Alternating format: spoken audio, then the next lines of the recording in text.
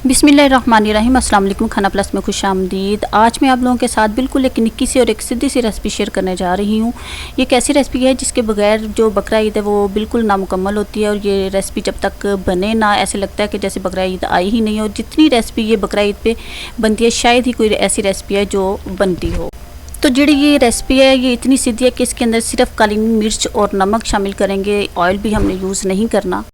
तो छेती छेती से अपनी रेसिपी की तरफ चाती मारते हैं और बनाते हैं नमकीन गोश्त। तो यहाँ पे सबसे पहले मैंने थोड़ा सा गोश्त ले लिया, उसको नैया तुइयाँ करवा के थोड़ा सा इसमें पानी डाल के तो इसको मैंने चूल्हे पे चढ़ा दिया। इसमें बहुता पानी नहीं डालना है क्योंकि कुर्बानी के गोश्त में ऑलरेडी बहुत ज़्यादा पानी होता है, इसलिए बहुत थोड़ा सा जो पानी इसमें शामिल करेंगे। तो यहाँ पर पानी जो है ना वो तमाला डालना शुरू हो गया है। अब इसके अंदर मैंने थोड़ी सी अगर आपके पास सब्ज़ मिर्च डालना चाहते हैं तो डाल लें, और थोड़ी सी मैंने काली मिर्च डाल ली है, नमक थोड़ा सा ऐड किया है, और इसके अंदर ऑयल भी यूज़ नहीं करना। और इसको 10 मिनट के लिए मैंने प्रेशर जो है ना वो लगा दिया है।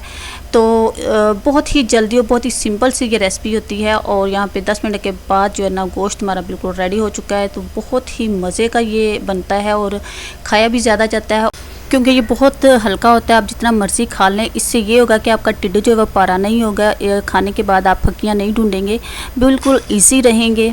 तो यहाँ पे रेसिपी जो है ना वो हमारी रेडी हो चुकी है। इसके ऊपर थोड़ा सा लेमन निचोड़ेंगे और आगे आप खुद समझदार हैं कि ये कितना टेस्टी ये जो है ना गोश्त बनता है।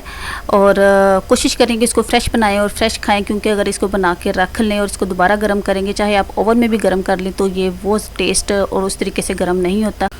चलते चलते मेरी आपसे निक्की सी एक रिक्वेस्ट है कि प्लीज़ मेरे चैनल को सब्सक्राइब करें और साथ लगे घंटी को ज़रूर बजा दीजिएगा। इससे ये होगा कि मेरी हर नई वीडियो का नोटिफिकेशन जो है ना वो उठा करके आप तक पहुंच जाएगा। इसके साथ ही मुझे इजाज़त दें, फिर मिलेंगे नई वीडियो के साथ, नई रेसिपी के साथ। अल्लाह हाफिज़।